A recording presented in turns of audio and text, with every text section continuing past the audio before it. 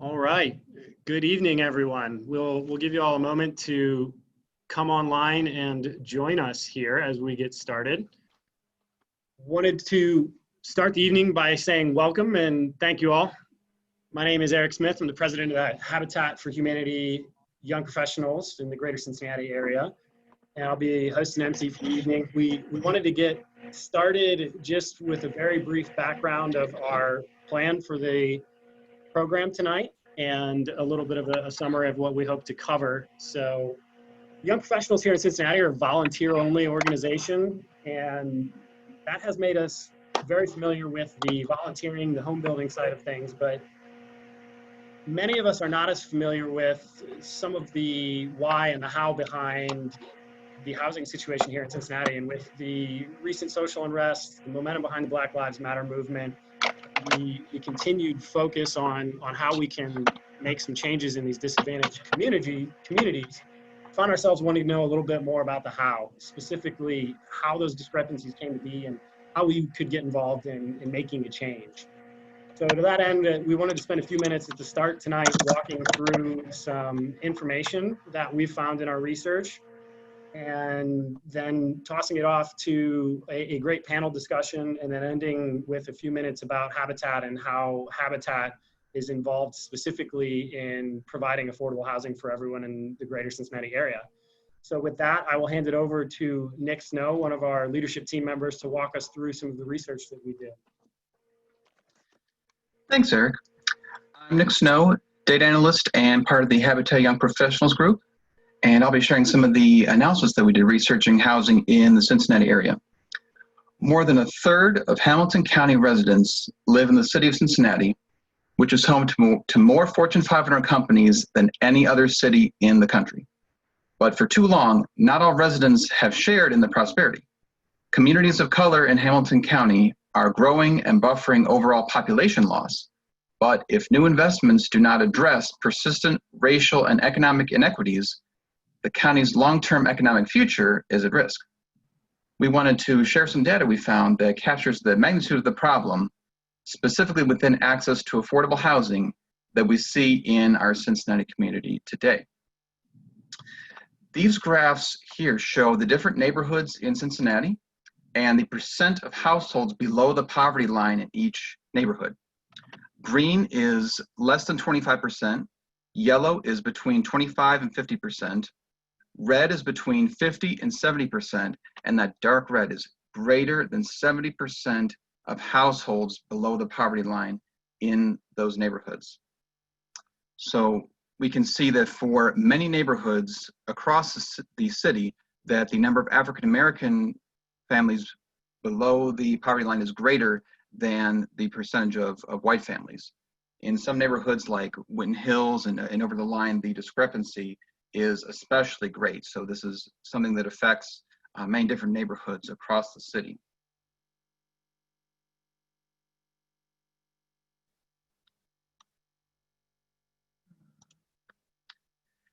Here we have the poverty rate divided by different racial groups in the city, and we can see that consistently year over year that the poverty rate for blacks is notably higher than that for whites.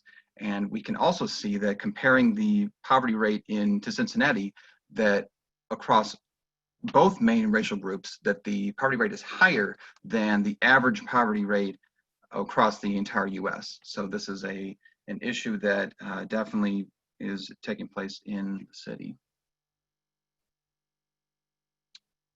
Here we have the unemployment rate divided by the level of education.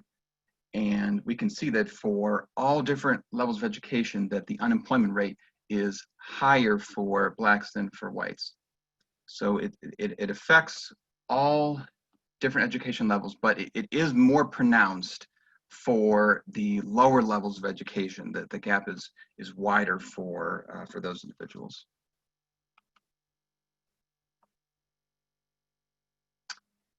Here we have the median hourly wage for residents, also divided by different levels of education.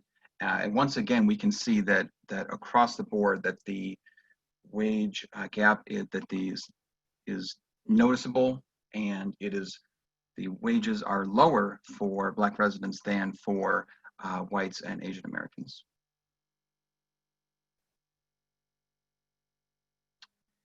This shows the change in different types of housing between 2000 and 2014. Over this time period, the number of units subsidized by the Housing Urban Development and the number of low-income housing tax credit units was relatively consistent. There was a slight increase in the low-income housing tax credit units, and over this time period, the number of households below the poverty line was a much larger increase. So this was something that was very noticeable over this particular time period, that change that was happening. The housing situation that people have is tremendously impactful on many aspects of their lives. Housing allows for a stable environment for families to raise their children. The quality of education that children have access to is affected by what neighborhood they live in. The people's physical health, if housing is, physical health can be compromised if housing is not properly constructed or maintained. The job opportunities that people have access to is also affected by housing. Cincinnati does not have as much public transportation as larger cities. And so where people live has a greater effect on jobs available to them. Access to quality healthcare, access to other social services can be affected by housing. Pollution can also be an issue if families live in an area without clean water and proper sanitation. So we really see that housing is an important topic for us to tackle a variety of different issues that we are experiencing in our community. And with that, I'll turn it back over to Eric. Wonderful. Thank you for that, Nick. And as we turn our panel video on here, I wanted to give an introduction of all of our panelists this evening. Jeneice Jones is the Executive Director of Housing Opportunities Made Equal of Greater Cincinnati. And HOME, Cincinnati's mission is to eliminate unlawful discrimination in housing in the Greater Cincinnati, and HOME advocates and enforces housing regulations for all protected classes to promote stable, integrated communities.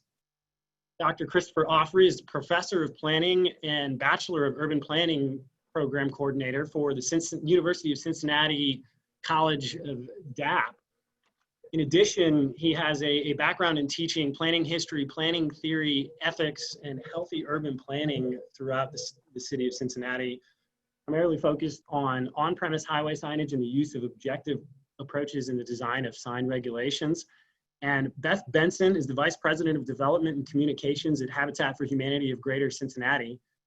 Beth joined Habitat in 2016 to lead the 9 county affiliates fundraising and communication strategy, and she works with a team responsible for corporate relations, volunteer services, faith relations, individual giving, and donor relations within the Greater Cincinnati area.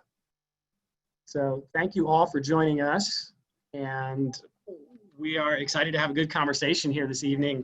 I think after seeing those slides and some of that information that we found, the first question certainly that jumps out to me and jumps out to all of us as young professionals is how? How did we get here? And Jeneice, I'd like to start with you a little bit and talk about some of the background of what sorts of policies brought us to this point in the city of Cincinnati. Yeah, well, thank you for, I'm getting a little feedback, but hopefully you can hear me. Hi, I'm Jeneice Jones, Executive Director at Housing Opportunities Made Equal of Greater Cincinnati. We are the fair housing organization here in Greater Cincinnati, working to eliminate illegal discrimination and promote stable, integrated communities. We were founded after the assassination of Martin Luther King in 1968. Amid a moment of civil unrest and national grief, not unlike some of the civil unrest we are experiencing in this moment. We have 3 core programs. We have our enforcement and testing program, where we work diligently to investigate claims of illegal discrimination in housing. and offer our clients potential remedies for their basically the violation of some of their civil rights when it comes to illegal discrimination. We have a landlord-tenant program that hopes to address issues of landlord-tenant relations. This can be anything from the inability to make the rent, to eviction prevention, to conditions, and to, you know, general landlord-tenant disputes. And then we have a broad education program. So I have a lot of notes here, but we'll start with, you know, the history and go right to your question. You know, 52 years and our work is not done. You know, our history is based on government-supported discrimination, most commonly known as redlining, where literally neighborhoods and communities were cut out of opportunities to own homes and build that core foundation of wealth, which is, you know, a portal to generational wealth, where you pass it on to your children, your grandchildren, this home that is kind of the wealth center in most families, and clearly the most, you know, robust leverage of wealth. You know, it's not the stock market, it's not, you know, slot machines, it's not, you know, any of those things that builds wealth in families. It's home ownership and other things that, and those lines were drawn that created poverty and limited opportunity were largely based on race. Other issues were, you know, individuals' decision to have deed restrictions, whereas even if you were a white person and you wanted to deed your home to a Black individual, you could not. There were restrictions on a deed that prohibited that. Other issues were, you know, individuals in associations and businesses' decision, banks, real estate companies, individuals' decision not to rent or sell housing to Black people. So if you look at the redlining lines in Cincinnati, which kind of, I'd say, came to full robustness in the 30s, under the Federal Housing Administration, and you look at our current lines of poverty, racialized poverty, eviction, the lack of some, I like the slide that was up that showed all the, you know, assets and resources in community and those limitations and the disparities we see around race. You know, from a fair housing perspective, that can all be traced back. That's all part of the legacy of redlining. You know, I think, and I can stop there in terms of my introduction and let the other panelists fill in, but I do have some additional notes, but we're still feeling the effects today. Most deeply, that wealth gap is startling. So if you look at Black home ownership, where it is today versus where it was when the Fair Housing Act was signed, it's actually less today than it was in '68. And in the US, you know, again, home ownership equals wealth. With general wealth, generational wealth is kind of limited when you can't pass that core family asset from generation to generation. Thank you for that. And certainly we will circle back on some future questions here. I wanted to also ask Dr. Auffrey, with your background in planning, how has urban planning contributed to this statistical community situation? You know, you can see just such a stark contrast, and I wonder how planning contributed to that as well. Certainly we're as guilty as anyone in terms of that we haven't undone a lot of the problems. As you may know, and I think probably everybody may have access to the LISC housing report that came out in May, the Housing Our Future report, which is available on the LISC website. And anybody who's interested in this topic, you can download the PDF, and it really gives a lot of insight, a lot of the details statistically, but also some insight as to patterns and some of the history. And then they have a strategy guide that complements the report that goes into a little more details about their thoughts about how to address these issues. But getting back to your question about how planners have been involved here. Our role is oftentimes advisory. We serve at the pleasure of elected officials, and typically it's not the broader community who has the greatest influence. It's those who are most influential, oftentimes those with lots of resources and the ability to get people elected and to influence decision making. As a consequence, planning departments often reflect that kind of leadership as well. So we have a whole history in Cincinnati, for example, where there's been no effort at inclusionary zoning. Inclusionary zoning would actually be to affirmatively bring in multifamily housing or higher density housing, affordable housing into neighborhoods that don't have any. And so as a consequence, we have many very segregated neighborhoods, both all or nearly all white, and others all black or nearly all black. And the black neighborhoods tend to be much poorer based on a lot of the issues that Jeneice just cited. And some of the white neighborhoods tend to be very affluent. And then the economic factors kick in. And given the long history, 400 years of racism and all the issues Jeneice cited, Black families are at a tremendous disadvantage in terms of being able to live in those places that are more expensive. And this is particularly the case where we have growing poverty rates as a result of shifts in our economy and the decimation of unions and the opportunities for less educated people to make a living wage. And building on that, it's created a situation where increasingly we have a housing shortage for those with lower incomes.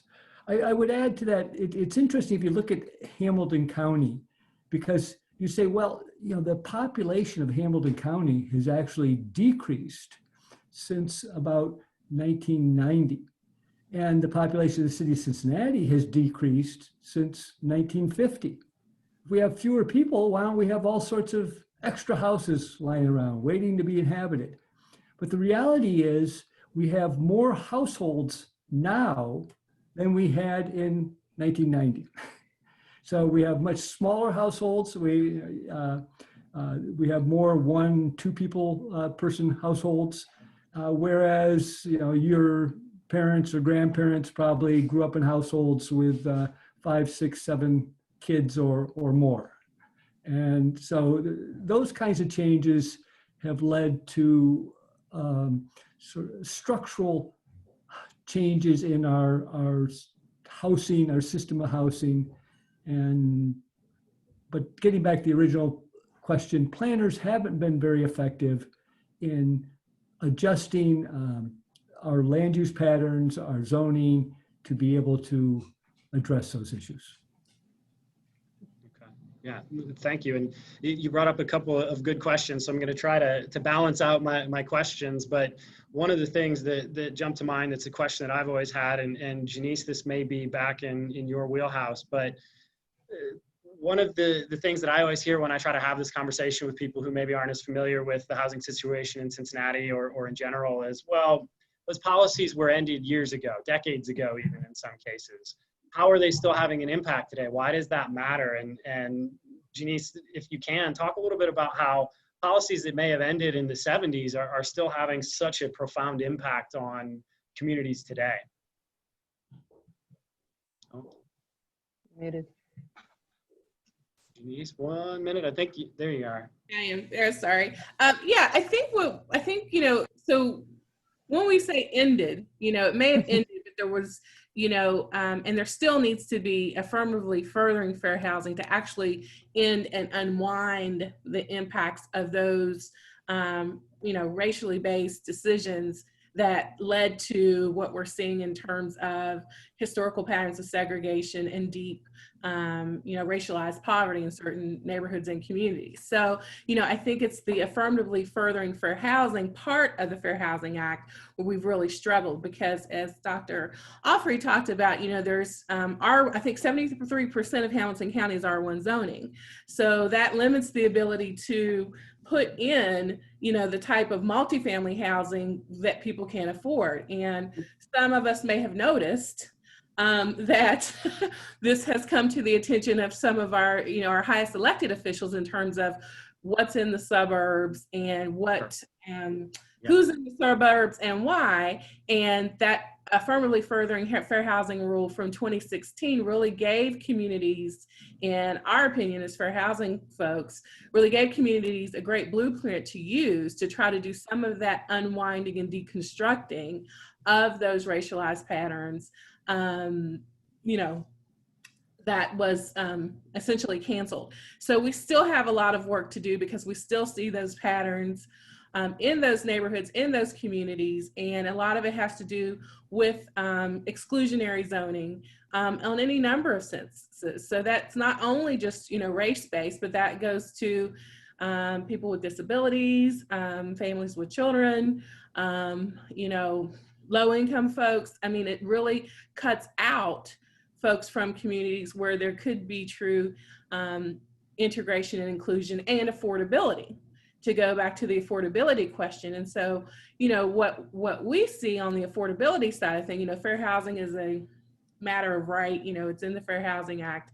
But then there's also the question of what affordability means to communities and communities' abilities to grow and prosper and attract the economic opportunities needed to propel ourselves to the mid, 21st century for our young professionals there. And if the housing isn't there, and these very smart algorithms, these very smart corporations can determine whether or not they're going to build businesses and expand into communities if there's not the significant workforce housing. And right now, when you look at the affordability gap in terms of affordable housing, there's a 40,000 unit deficit currently in Hamilton County. That's going to limit the ability, I think, to make the case of, this is how we grow successful, prosperous communities where companies can bring their young professionals and skilled labor to live and work. Absolutely. Can you just elaborate? You mentioned R1 zoning. Can you elaborate a little bit on what that means and what the different types of zoning are and these conversations around those? Well, different communities have different types of zoning, but R1 is kind of the, and Dr. Auffrey could probably help me a little bit on this, but R1 has always been kind of the pinnacle, the highest form of zoning, and that's residential zoning, single family development only. So you can't build multifamily units, you can't rehab or construct multifamily units. The zoning just doesn't provide for that. So if you have that level of restriction on a community where so much of the community is R1, you can't really develop anything that isn't R1, then you look at the affordability of your average single family home and whether or not working class income folks can afford to buy a house there versus a duplex or a 4-family or a 50 unit development. So that having some flexibility and some inclusion there would allow for different types of development, not only in the structures, but then also in things like, land trusts and land trust agreements and things that keep housing affordable, not only for the duration of something like a tax credit, but then also, longer, so that the housing stays affordable longer. Sure. Wonderful. Well, Beth, I'm going to come to you for a question here because both Dr. Auffrey and Jeneice have both touched on the gap between the available affordable housing and the needed affordable housing. So while we're talking about history and how we got here, maybe share a little bit about what Habitat has seen and why there is such a big gap in those available units. Well, just to be clear, I mean, Habitat is filling a very specific need. It's people who want to buy their first home and can't access typical credit. They can't get a conventional mortgage. So we have been filling that gap for 35 years here in Cincinnati and for 45 years nationwide. It takes a small percentage of the people that are looking for an affordable homeownership option, but what we hope that it will do is stimulate and complement other development that's happening in historically disinvested neighborhoods. And I think so, you know, we can't build our way out of this problem, right? Nobody can alone. Habitat can't, the private sector, the nonprofit sector can't, but it's our aim to go in, and Lincoln Heights is a good example right now. We have just recently built 6 homes in a cluster all on the same street in Lincoln Heights. The need is great there. Again, a historically disinvested African-American community. There's 100 vacant lots in Lincoln Heights. We built 6 houses. Does that make a dent? Not necessarily, but what it begins to spur is other investment in the neighborhood from other nonprofit or private developers, as well as some pride and community built among those homeowners and the other longtime residents. That's when we feel like we've been able to do a job well done. You're muted, Eric. Sorry about that. Dr. Auffrey, it sounds like planning ties into a lot of this, both in planning to move forward from past poor policies or intentionally harmful policies, and maybe just a general lack of foresight. How right now in Cincinnati, where are the opportunities to improve that planning and to look for a better outcome? Well, certainly anybody wants to look at the strategy guide associated with the Housing Our Future document. There are 101 specific recommendations. And so there's lots of opportunity there. Now, the challenge for a planner or for planning generally is understanding how do these come together, and how do we do this within the reality of the socio-political, economic context where we live.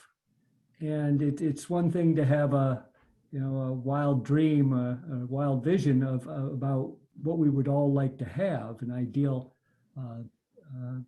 vision. And certainly those are good as a starting point, but we have to be practical at some point too, and understand, okay, how do we move forward with never losing sight of that end goal of a fair, just, equitable community. And moving toward that, how do we find it? And I think planners, the planning approach here is looking at things like the recommendations in this report, and look for things that are maybe low-hanging fruit in terms of they could be implemented, or they can be implemented, or we can build a coalition around some of these ideas to start moving forward. I think Bess, when she talked about what's going on in Lincoln Heights and trying to create a critical mass of investment in the community so that the private sector will recognize that there's an opportunity here. And planners do exactly the same thing. It's not all about subsidy. It's not all about bringing in from the outside, as much as it's understanding the structural conditions, oftentimes racially biased structural conditions that have led to disinvestment in a number of neighborhoods, and how do we help change those and start the process where this looks like a good market opportunity, or something where it will meet the needs both of investors as well as community members. I would add on that there is a great book for people who are, Eric, you talked about, the Fair Housing Act passed in 1964, and we've had all these other things. Why are we still talking about this? Well, there's a book called The Color of Law by Richard Rothstein. Very readable. He documents in great detail all the legal structural issues that have held African Americans back in this country. And after finishing that book, you're amazed that African Americans have been as successful as they have, given the structure they've confronted, they've been fighting. And it also makes so much of what's happened in the last 6 months so much more relevant and understandable in a broader context as well. Yeah, absolutely. I'll ask a sort of a follow-up question there, and then Jeneice, similar question will come your way. But you said earlier, Dr. Auffrey, that a lot of times the planning departments reflect the people who have the means to create them, essentially. Yeah. How, I guess, is that still an issue today in Cincinnati, and how might one or all of us go about affecting change if that is the case? Yes is the short answer. It is still an issue. And it's not to say that we don't have ethical, hardworking, bright, visionary planners who want to create great communities for everybody, because we do. Sure. But at the same time, they face constraints, usually political constraints based on economic constraints. This idea, and you'll find if you walk into any affluent neighborhood, whether it's Hyde Park or Mount Lookout or even wherever it might be, and you start talking about something they've done in Minnesota and they're talking about doing in California, is you can put 2 homes on any parcel that is zoned R1, that is zoned single family residential. You will be greeted by a roar of indignation for a variety of reasons. And this whole idea that our home is, for most of us, the single greatest source of wealth that we accumulate over our lifetime, and that somehow we have this idea that multifamily homes are going to degrade that, are going to deny us that we somehow have a right to. And yet, of course, the only reason it has become such a source of wealth is because of all the restrictions on additional building and keeping people out that push up the values. So government is playing right into the hands of this thing that somehow it was given to us by God or some other reason. I don't know what it is, but. Absolutely. And Jeneice, to tilt that question to your direction in terms of fair housing policies and attacking discrimination today, similarly, what from a policy standpoint is out there if someone wants to get engaged, really coming back to Cincinnati here locally, how do we continue to address these issues and carry that forward in a local sense?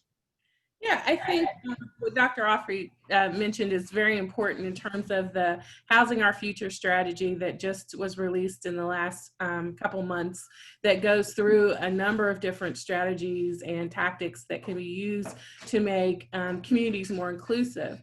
And I think that the balance is, and I think from a very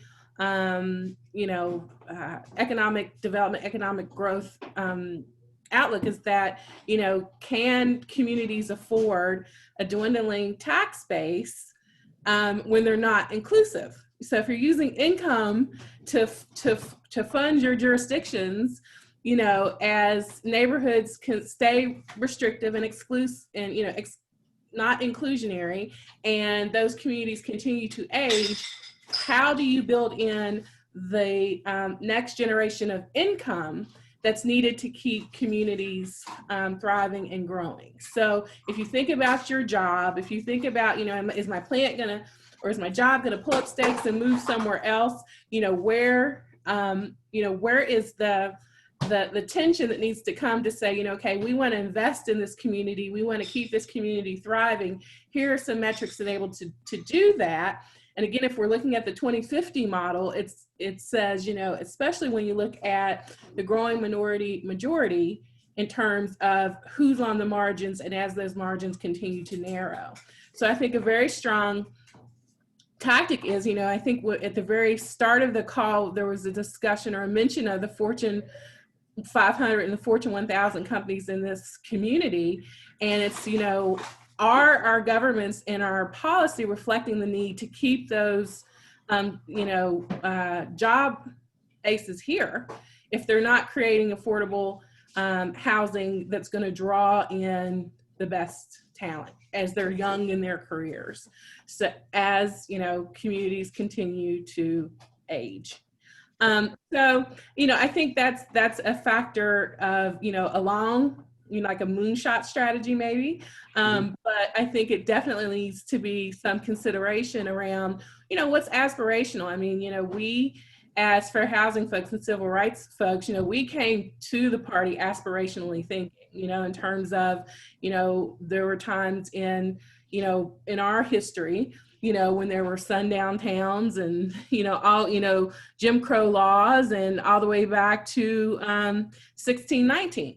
So, you know, for us to say, you know, we can't, or, you know, for us to not continue with that, not to continue under the spirit of, you know, civil rights, human rights, and advancing racial equity, you know, coming from individuals who, you know, came to this country and, you know, literally in chains, you know, that's the lens we need to look at some of these issues at when we talk about, you know, when we go out and approach communities and say, you know, we've got to be clear about, you know, what's welcome in my backyard and how I want to see my community grow and develop, and, you know, do I want to move to one of the coasts at the end of the day? I mean, that's, you know, that's what it kind of boils down to when you think about, you know, is the community heritage, you know, worth preserving, and what changes have to be made to keep the community thriving.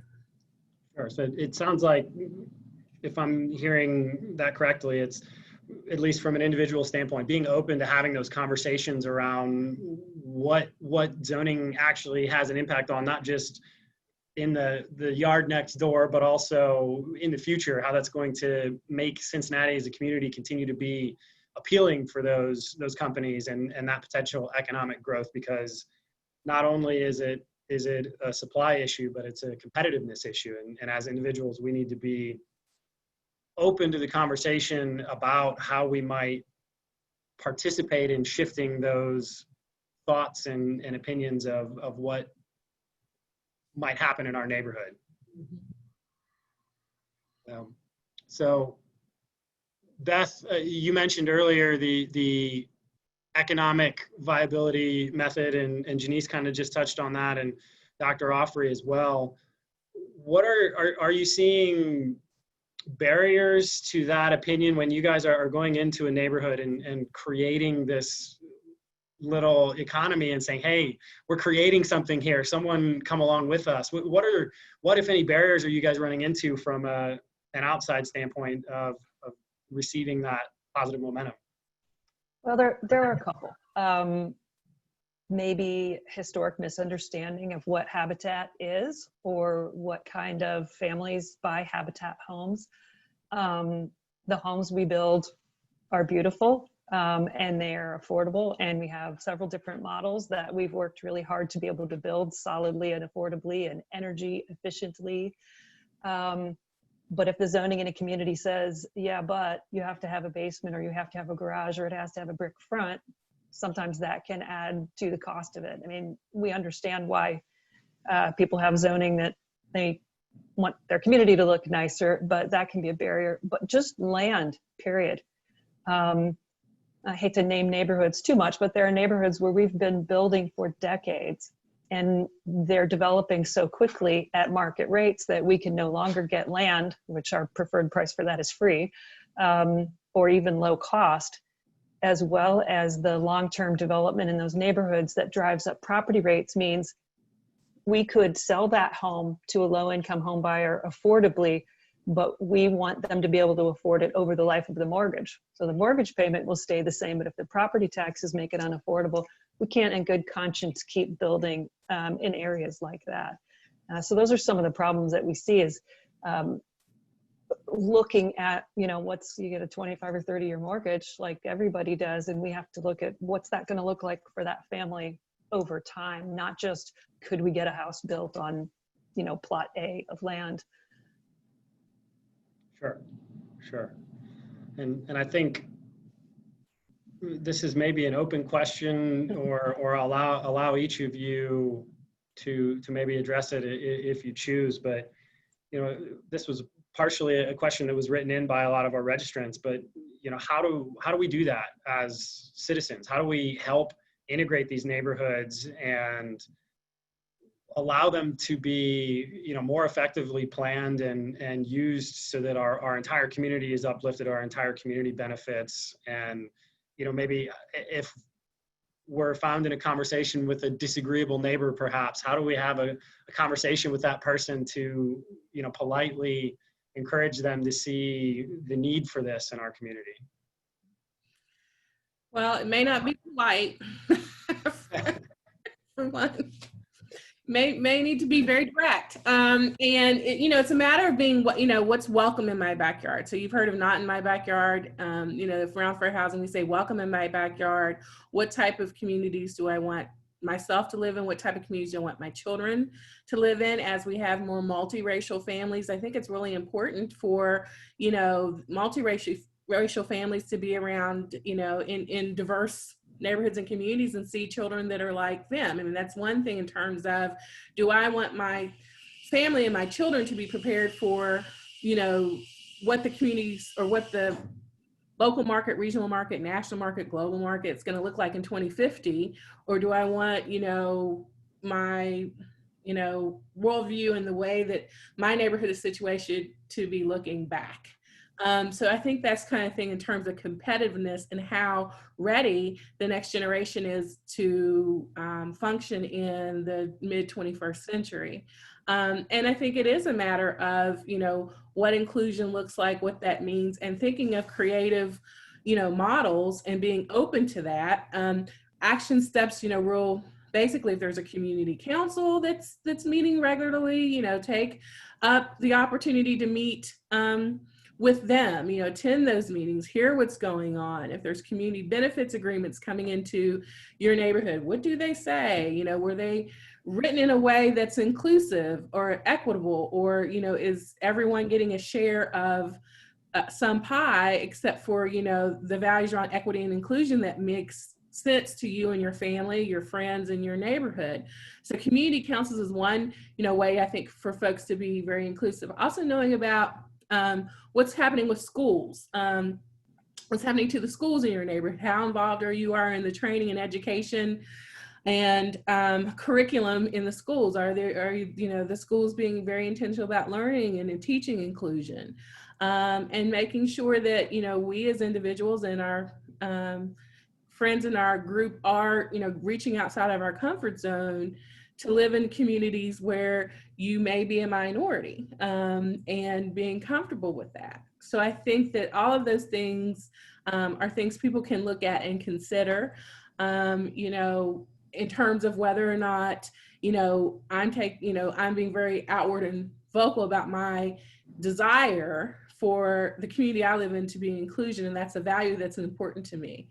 I think folks in the corporate environment can also share that with, you know, their higher ups, you know, and say, hey, you know, I really want to make sure, you know, if I'm putting down stakes and going to work hard for this corporation or this company, then I'm going to have, you know, I'm going to have an opportunity to be in communities that are inclusive and, you know, opportunities to grow in a way that grows like our markets are going to grow in the next 20 years.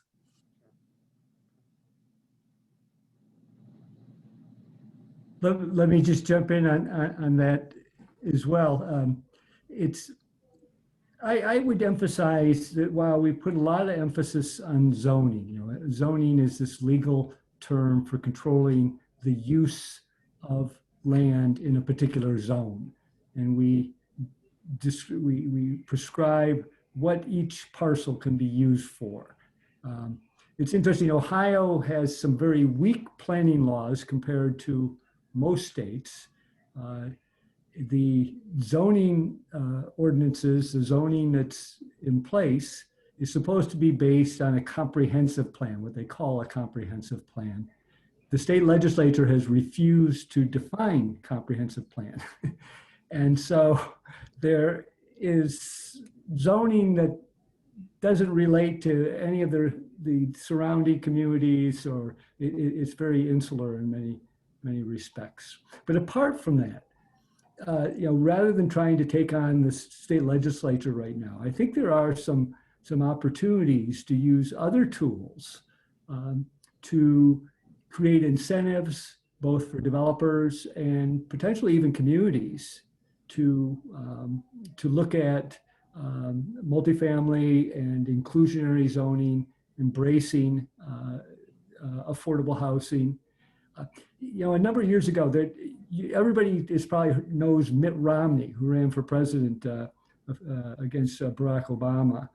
And his father had been the Secretary of Housing and Urban Development in the 1960s. And by current standards, he was very progressive. He, in fact, did a lot of work with the people in Dayton.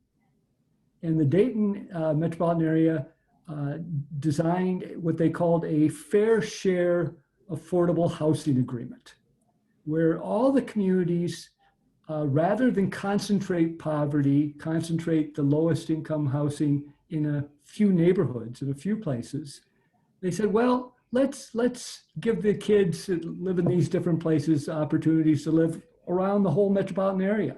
If they want to live out in the suburbs, go to suburban schools, let's have opportunities for that. If they want to live in the city, let's have opportunities for that. If we want the inner ring suburbs, let's have opportunities for that. And that system worked for a few years, but ultimately different people came into power and control, and it fell apart. But thinking about programs like that and how they might work is part of the planning process, and it's building some support, or at least throwing it out there and seeing how it can be it might be changed and amended, and so that it becomes feasible. I just comment on the other thing. Again, Beth has made some really good comments with respect to property taxes. And if you help a person get a home in a fairly affluent or a more affluent neighborhood, put it that way, and the value of the home goes way up, we have very high property taxes in Ohio. We're among the highest as a percentage of the value of the property. We're among the highest in the United States. And so it can become a real problem. I was on the property tax abatement working group for the city of Cincinnati. We recently released some recommendations, and we've wrestled with this in terms of how do we abate some of those property taxes. And there was a lot of discussion, particularly for lower income home buyers, that this would be a perfectly appropriate and just as appropriate as many of the abatements we give to other wealthier people who are raising their home to LEED Platinum standards, which is, it's good, it serves a good environmental purpose, but maybe housing a lower income family in a good affordable home is a good social purpose as well, and it deserves an abatement. Sure. Jeneice, were you? Yeah, I'll just add something real quick in terms of the fair share zoning. There's also the Mount Laurel model of that, the Mount Laurel, New Jersey model of the fair share. And I think it's been a little bit more successful than what's happened in Dayton. That's actually where my husband comes from and grew up, and his mom remembers, all of that back in the early 70s. And then around tax abatement, and I don't know if we're supposed to talk about lawsuits. How comfortable you folks are about lawsuits, but there is a lawsuit, around tax abatement currently, and that's findable. The lead plaintiff worked for Home for 41 years as our education manager. And although Home is not a party, but we were very familiar with it coming together in terms of how tax abatement has 95% of all abatements have gone to white neighborhoods and white communities. It's something like, 55 million versus 600,000. And when you look at the comparison in terms of abatement between particularly white communities and Black communities. So it's being certified, or the goal is to certify it as a class, because all the Black communities have been impacted.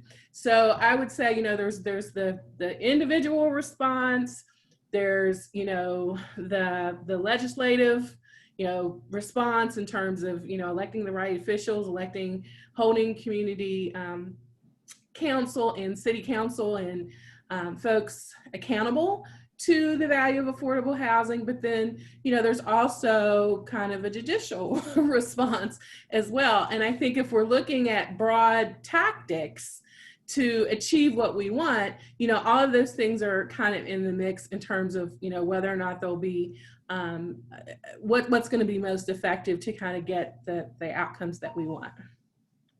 Sure, absolutely. Well, I made a promise at the start that we would be done in an hour, and 53 minutes has already passed. So I could sit here and listen and learn all evening. I want to thank the panelists tremendously for your expertise and your feedback. We will include, for those on the webinar, we'll include the information that was mentioned in our follow-up email to you. So the book, the links on the housing report, those sorts of pieces of information. And if there's anything else, either Jeneice or Dr. Auffrey offer up to us as a great way for those on the call to get involved, we'll certainly share that with everyone. And then, so thank you so much, Jeneice. Thank you so much, Dr. Auffrey. We appreciate your time and information. And again, I could sit here for another 4 hours if everybody would let me, but I imagine our attendee list would dwindle. So. Okay. Thank you. Thank you for inviting me. Absolutely. And hopefully someday soon we'll maybe do this in person again. That'd be wonderful. Yeah. Have a good night. Thanks, everybody. Thanks so to all the attendees. Yeah, thank you. So as I said up front to everyone else on the call, we're going to spend the last few minutes just talking specifically with Beth and what Habitat is doing to engage in their campaigns here in the city of Cincinnati. So we'll go ahead and transition to Beth and let her sort of steer the ship here for a few minutes while we let everyone know what you can do to get involved with Habitat. Great. So I want to say on behalf of Habitat for Humanity of Greater Cincinnati, thank you for coming tonight. And thank you in particular to the Young Professionals Group. They really kind of jump-started our conversation here on something that we've been talking about for a while. So why is Habitat talking about this right now? You may not know that Habitat for Humanity had its roots in rural Georgia in the 1940s and 50s when Clarence Jordan and Millard Fuller put their faith in action by creating homeownership opportunities with dignity for Black sharecroppers. As you can imagine, the community sentiment in that segregated age resulted in violence and boycotts, but the housing ministry persisted and became the roots of Habitat for Humanity. So equal opportunity housing is at the root of who we are as an organization, as has continued through to today, but we can do more.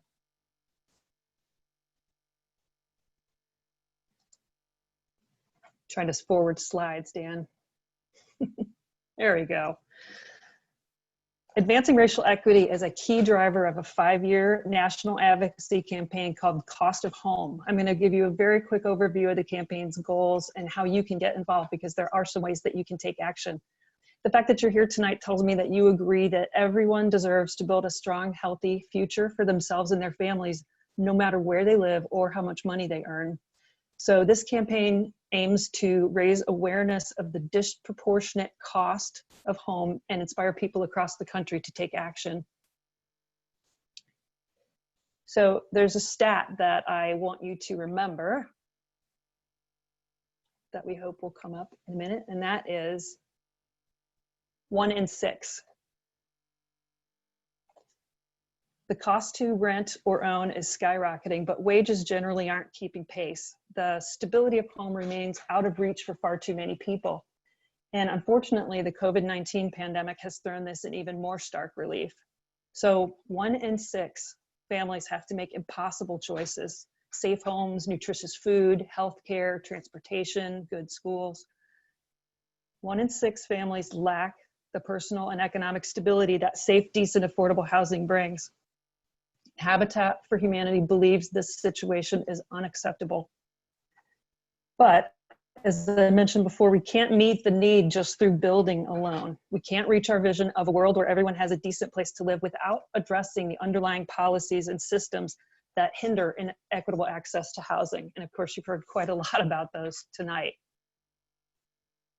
So that's why Habitat for Humanity is working to ensure that no family has to pay more than half their paycheck to cover the cost of home. So Jeneice mentioned a moonshot and an aspirational goal before. The moonshot for this goal is that we can improve housing affordability for 10 million people in the US over the course of 5 years. So through this is Habitat's first national advocacy campaign. And so we hope to engage housing advocates, Habitat homeowners like Robin here pictured with Senator Portman. She's from Lockland. Our volunteers and supporters, as well as policymakers at all levels to advance access to safe, decent, affordable homes. We have the strength of our national network of affiliates. So we have people in Washington helping educate us on these policies. And then we have affiliates like ours all across the country who can be the hands and legs and voices. So Habitat's best known for a proven model of families partnering with Habitat to build and buy their first home. But Cost of Home aims to engage partners and advocate for policies that affect the whole spectrum, not just our model. We believe policymakers need to support comprehensive packages that address the increasing cost of housing across the rental and home ownership spectrum for low-income families. So Cost of Home focuses on 4 themes, and I'm not going to try to cover them in any depth, but they're important. Supply and preservation. You've heard a lot about a shortage of decent and affordable homes, especially for people with modest incomes. So the campaign will advocate for policies to help produce and preserve and improve home affordability. Land use is, as I mentioned, often one of the greatest costs or challenges to develop homes, whether that's rental or home ownership. So the campaign advocates for acquisition, use, and development policies that reduce the cost to build and stimulate production and preservation. Third, and importantly, equitable access to credit.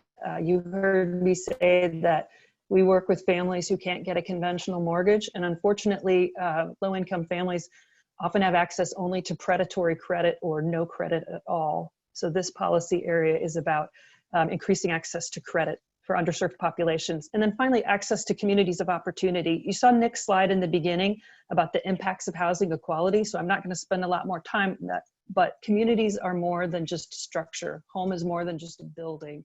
You need safe streets and safe schools and an energy efficient home and better transportation and all the things that go into truly making something a home. And then finally, in case you haven't heard, there is an election coming up. This is a nonpartisan campaign that asks every candidate to prioritize affordable housing.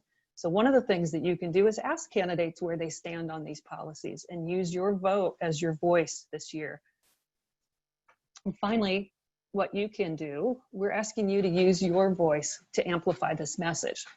If you visit our website at the address below, you can learn more about the Cost of Home campaign and how you can get involved, including signing up for updates, seeing legislative alerts that are timely about how you can contact your representatives when there's a specific piece of legislation that we want them to move forward, pledging to vote this November.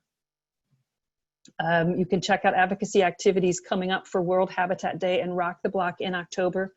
And then we'll also put some of the resources up that were mentioned today and continue to build on those. The report that Dr. Auffrey mentioned, websites for home and others. And then if you have other ideas or questions about this campaign or you'd like to get involved, please get in touch with me. Thanks, Eric. Absolutely, and thank you, Beth, and thank you everyone for being on the call. We're right at our hour, and so we want to let you all get on with your nights without too much Zoom fatigue. As we said a couple of times here, we'll send a follow-up email with the links to all the studies. If you would like to email the young professionals, we're youngprofessionals@habitatcincinnati.org, or you can text HYP to 41444. It's a great way to get involved and support our cause. And otherwise, as Beth mentioned, there are a lot of opportunities going on. Find us on on Facebook, on Instagram. We'll share all of that out, and we hope to see you all again, either at a volunteering event or a panel sometime soon. Thank you all, and have a wonderful evening.